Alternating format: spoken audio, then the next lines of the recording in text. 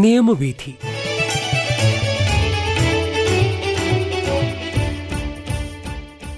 പ്രിയ ശ്രോതാക്കളെ, ഇന്ന് നിയമവീഥിയിൽ കാട്ടുപന്നി ആക്രമണങ്ങളെക്കുറിച്ചും അവയെ പ്രതിരോധിക്കേണ്ട മാർഗങ്ങളെക്കുറിച്ചും നമ്മോട് സംസാരിക്കുന്നത് Devikulam range forest officer Arunkumar ഇഡിയാണ്.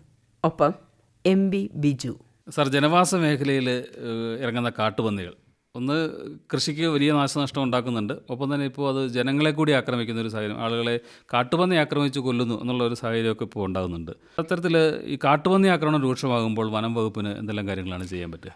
തീർച്ചയായും കാട്ടുപന്നി ആക്രമണം മൂലം വാഹനങ്ങൾ കാട്ടുപന്നി വന്നിടിക്കുക, വാഹനങ്ങൾ പന്നിയുടെ മേലിലിടിക്കുക, മറിയുക, അപകടം ഉണ്ടാകുന്ന ഒരുപാട് കേസുണ്ടായിരുന്നു. ഇപ്പം നമ്മൾ ജനവാസ മേഖലയിൽ ഇറങ്ങി അവിടെ കിടന്ന് പെറ്റുവരിക കാട്ടുപന്നികൾ, അവയെ നിയന്ത്രിക്കുന്നതിനായിട്ട് നമ്മൾ ഓണററി വൈൽഡ് ലൈഫ് വാർഡൻ്റെ പദവി പഞ്ചായത്ത് സെക്രട്ടറിക്കും പഞ്ചായത്ത് പ്രസിഡന്റിനും നൽകിയിട്ടുണ്ട്. ഇതിൻ്റെ ഫലമായിട്ട് ഇവരൊരു തോക്ക് ലൈസൻസ് ഉള്ള ആളുകളെ എംപാനൽ ചെയ്യും. അവർ മറ്റു കുറ്റകൃത്യങ്ങളിൽപ്പെട്ടവരായിരിക്കരുത്. കൃത്യമായി പോലീസ് വെരിഫിക്കേഷൻ കഴിഞ്ഞിട്ടാണ് ഇവരുടെ ലിസ്റ്റ് ചെയ്യപ്പെടുന്നത്. ജനങ്ങൾ ഈ ലൈസൻസ് ഉള്ള തോക്കുധാരികളെ വിളിച്ച് ഇവയെ ഷൂട്ട് ചെയ്യാം. ഷൂട്ട് ചെയ്ത് കാട്ടുപന്നിയെ നമുക്കെടുത്ത് ഉപയോഗിക്കാനോ മറ്റൊന്നും പറ്റത്തില്ല. ഇതിന് കൃത്യമായ മാനദണ്ഡമുണ്ട് ഇതിനെ സംസ്കരിക്കേണ്ടത്. അതുപോലെ ലൈസൻസ്ഡ് ഷൂട്ടേഴ്സിന് തോന്നുന്നിടത്തെല്ലാം കയറി വെടിവെക്കാൻ പറ്റത്തില്ല. ഇവർക്ക് വനപ്രദേശത്തോട്ടൊന്നും കയറി ഷൂട്ട് ചെയ്യാൻ പറ്റത്തില്ല. ഇവർ അവരുടെ പഞ്ചായത്തിന്റെ അതിർത്തി വിട്ടു പോകുന്നുണ്ടെങ്കിൽ സ്പെഷ്യൽ പെർമിഷൻ വാങ്ങിച്ച് തന്നെ അടുത്തടുത്ത് പോയി ഷൂട്ട് ചെയ്യാൻ പറ്റും. അതുപോലെ ആളുകൾക്കൊരു തെറ്റായ ധാരണയുണ്ട് എന്തുകൊണ്ട് ഇതിനെ ഭക്ഷിക്കാൻ അനുവദിക്കുന്നില്ല എന്ന്. ഒരു ഗവൺമെന്റ് പ്രോപ്പർട്ടിയാണ്. വൈൽഡ് ലൈഫ് പ്രൊട്ടക്ഷൻ ആക്ടിലെ സെക്ഷൻ 11 പ്രകാരം ഗവൺമെന്റ് പ്രോപ്പർട്ടി തന്നെയാണ് ഷൂട്ട് ചെയ്ത് കൊന്ന ആനിമൽ പോലും. മറ്റു മൃഗങ്ങളുടെ കാര്യത്തിൽ അത്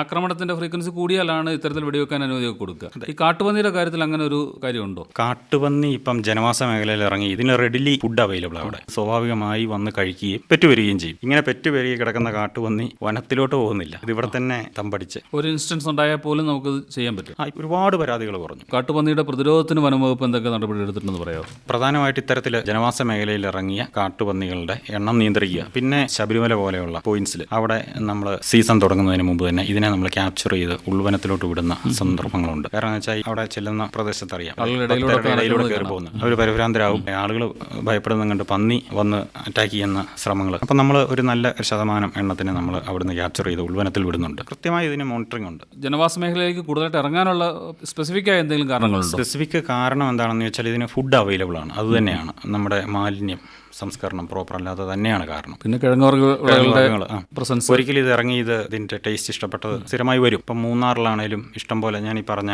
മാലിന്യങ്ങൾ ഇഷ്ടം പോലെ, ഇപ്പം പ്രത്യേകിച്ച് ടൗണുകളിലാണേലും ഇഷ്ടം പോലെ, വൈകുന്നേരമായി കാണാൻ ഇഷ്ടം പോലെ ഇത്. പക്ഷേ ഇതിന്റെ എണ്ണം കുറഞ്ഞു, വളരെയധികം കുറഞ്ഞു ജനവാസ മേഖലയിൽ നിന്ന്. മറ്റൊന്ന്, പന്നികളെ ഷൂട്ട് ചെയ്ത് നിയന്ത്രിക്കാനുള്ള ഉത്തരവുണ്ടെന്ന് സാർ മുമ്പ് പറഞ്ഞു. അതുമായി ബന്ധപ്പെട്ട അതിന്റെ സ്റ്റെപ്പ് ബൈ സ്റ്റെപ്പ് പ്രോസസ്സ് ഒന്ന് കൃത്യമായി പറയാമോ? സ്റ്റെപ്പ് ബൈ പ്രോസസ്സ് എന്ന് പറഞ്ഞാൽ ഒരു പ്രദേശത്ത് വനം വകുപ്പ് തന്നെ ഒരു പ്രദേശത്ത് തോക്ക് ലൈസൻസ് ഉള്ളവരുടെ എണ്ണം കുറവാണ്. ഇതെല്ലാം നമ്മൾ ഈ ജനജാഗ്രതാ സമിതികളിൽ കൃത്യമായി പറയും. ഗവൺമെൻറ് ഓർഡർ സഹിതം പന്നിയെ ജനവാസ മേഖലയിൽ ഇറങ്ങുന്ന പന്നികളെ എങ്ങനെ റെഡ്യൂസ് ചെയ്യണം. ഇപ്പം ഒരു പ്രദേശത്ത് ലൈസൻസ് ഉള്ള ഷൂട്ടേഴ്സിൻ്റെ എണ്ണം കുറവാണെന്ന് കരുതുക. ജനജാഗ്രതാ സമിതിയിൽ നമ്മൾ പഞ്ചായത്ത് പ്രസിഡന്റ് മുൻപാകെ ഈ വിഷയം അവതരിപ്പിക്കും. അവിടെയുള്ള ലൈസൻസ്ഡ് ഷൂട്ടേഴ്സിൻ്റെ എണ്ണം കൃത്യമായി കളക്ട് ചെയ്ത് നമ്മൾ തന്നെ പ്രൊവൈഡ് ചെയ്യും. കൂടാതെ ഇതിനെ ഷൂട്ട് ചെയ്ത് കഴിയുമ്പോൾ നമ്മളത് അറിയിക്കണം. നമ്മൾ മഹസർ എഴുതി എത്ര പന്നിയെ ഷൂട്ട് ചെയ്തു, ഇതിൻ്റെ ഒരു കറക്റ്റ് റെക്കോർഡ് നമ്മൾ എല്ലാ റേഞ്ച് ഓഫീസുകളിലും എല്ലാ ഫോറസ്റ്റ് സ്റ്റേഷനുകളിലും സൂക്ഷിക്കുന്നുണ്ട്. വനംവകുപ്പിന് എംപാനൽഡ് ഷൂട്ടേഴ്സ് ഉണ്ടോ? നമ്മൾ ഈ ഷൂട്ടേഴ്സിന്റെ ലിസ്റ്റ് എടുത്താണ് എംപാനൽ ചെയ്ത് പഞ്ചായത്ത് വഴി. കേൾക്കുന്ന അയാളൊരു ഷൂട്ടറാണ്, അയാൾക്ക് ഈ കാര്യങ്ങളെക്കുറിച്ച് ധാരണയില്ലെങ്കിൽ അയാൾ ഇതിലേക്ക് എംപാനൽ ചെയ്യപ്പെടാൻ എന്തൊക്കെയാണ് ചെയ്യാൻ പറ്റും? തീർച്ചയായും ഇത്തരത്തിലുള്ള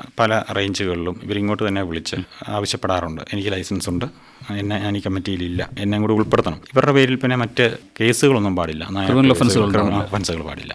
പോലീസ് ക്ലിയറൻസ് ഉണ്ടെങ്കിൽ തീർച്ചയായും ആ ചാനലിൽ കൂടെ തന്നെയാണ് ഇവരെ ഗ്രൂപ്പ് ചെയ്യുന്നത്. ഇപ്പോൾ ഇവരെ എംപാനൽ ഷൂട്ടേഴ്സിനെ ഡിപ്ലോയ് ചെയ്യുന്ന കാര്യത്തിൽ വനം വകുപ്പാണോ അതോ പഞ്ചായത്താണോ കാര്യങ്ങൾ ചെയ്യേണ്ടത്? തീർച്ചയായും വനം വകുപ്പും പഞ്ചായത്തും തുല്യമാണ് അതിനകത്ത്. കാര്യം നമുക്കും ഇങ്ങനത്തെ ഒരു ഇൻസ്റ്റൻസ്, ഒരു കിണറ്റിലൊരു പന്നിയാടി, അതിനെ ഷൂട്ട് ചെയ്ത് കൊല്ലുകയല്ല, മറ്റു മാർഗ്ഗമില്ല. അപ്പോൾ നമ്മൾ തീർച്ചയായും റെഡിലി അവൈലബിൾ ആയിട്ടുള്ള ലൈസൻസ് ഷൂട്ടേഴ്സിനെ വിളിക്കും, അവരെ ഡിപ്ലോയ് ചെയ്യും. പന്നിയെ വെടിവെച്ച് കഴിഞ്ഞാൽ അതിനെ സംസ്കരിക്കുന്നതിൻ്റെ ഉത്തരവാദിത്വം വനംവകുപ്പാണോ അതോ പഞ്ചായത്താണോ നിർവഹിക്കേണ്ടത്? തീർച്ചയായും ഇത് പഞ്ചായത്തിന് ഒരു പന്നിയെ ഷൂട്ട് ചെയ്യുന്നതിന് 1500 രൂപ വീതം ഷൂട്ട് ചെയ്യുന്ന ഷൂട്ടർക്കുണ്ട്. കൂടാതെ ഇതിനെ സംസ്കരിക്കുന്നതിന് 2000 രൂപയുണ്ട്. കാട്ടുപന്നി ആക്രമണങ്ങളെക്കുറിച്ചും അവയെ പ്രതിരോധിക്കേണ്ട മാർഗങ്ങളെക്കുറിച്ചും ഇതുവരെ സംസാരിച്ചത് Devikulam range forest officer Arunkumar ഇഡിയാണ്. ഒപ്പം MB ബിജു. നിയമവീഥി വീണ്ടും അടുത്ത ചൊവ്വാഴ്ച വൈകിട്ട് 5:35.